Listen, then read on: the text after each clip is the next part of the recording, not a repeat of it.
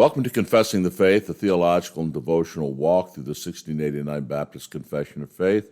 I am your host, Sam Waldron, pastor of Grace Reformed Baptist Church in Owensboro, Kentucky, and president and professor of systematic theology at Covenant Baptist Theological Seminary. Today we will be considering the subject of Chapter 4 of the Confession again, which is, of course, entitled Of Creation. This is our third talk on that important chapter. We have talked about the literal account of creation given by this chapter and the important assertion that man is the image of God in our previous talks. In this talk, we must take up the assertion of the confession regarding the constitution of man as body and soul in paragraph 2, part of which reads, "After God had made all other creatures, he created man, male and female," there's the reference to their bodily character, "with reasonable and immortal souls." Man is both body and soul. Interestingly enough, in chapter 31, which deals with the doctrine of the intermediate state, the dual constitution of man is also touched upon. And here's what it says. "The bodies of men after death return to dust and see corruption, but their souls, which neither die nor sleep, having an immortal subsistence, immediately return to God who gave them." The evidence for the dual constitution of humanity as body and soul is found throughout the Scripture. Two representative statements often quoted are Matthew 10:28, "Do not fear those who kill the body but are unable to kill the soul, but rather fear him who is able to destroy both soul and body in hell." And James 2:26, "For just as the body without the spirit is dead, so also faith without works is dead."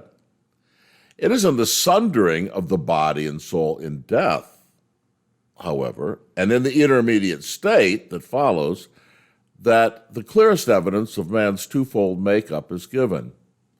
And this is very significant.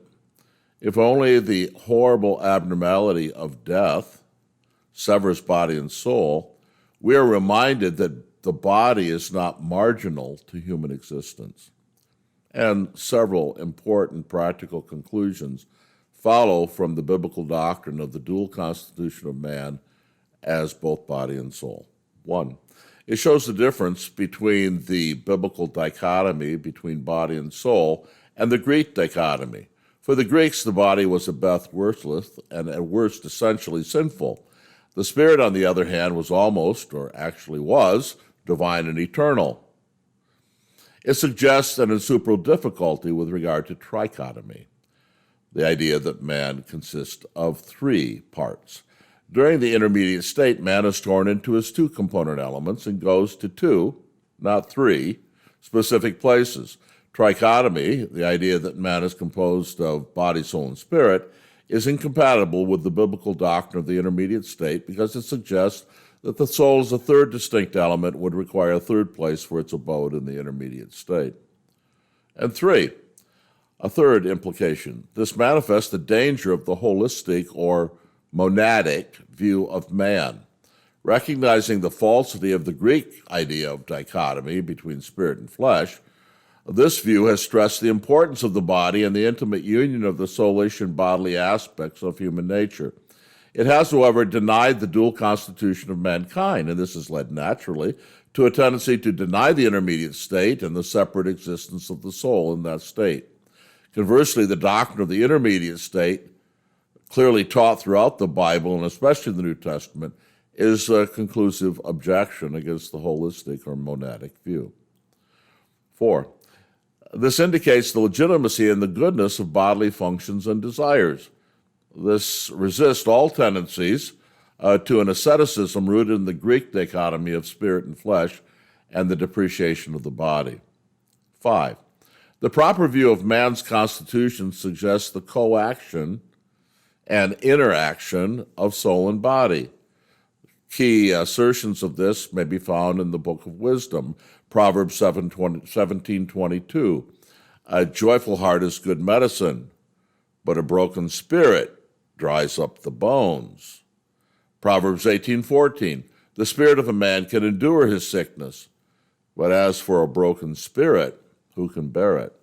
There is an intimate, mysterious relationship and mutual influence between soul and body. 6, The necessity of dual ministry to both the spiritual and bodily needs of men is here made clear. If we would minister to men's souls, we may not ignore their bodies. 7. This further suggests the necessity of a balanced and realistic view of many human problems, which will avoid the simplistic answers that trace these problems exclusively to either physical or spiritual causes. Both physical and spiritual causes must be considered in a Christian and biblical counseling view. 8. This finally suggests the unnatural and rightly distasteful character of death and the bodiless existence. Death in itself is not desirable.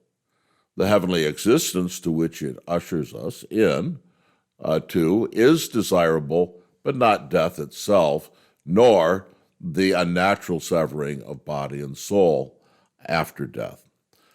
How practical it is to know and maintain the dual constitution of man as body and soul.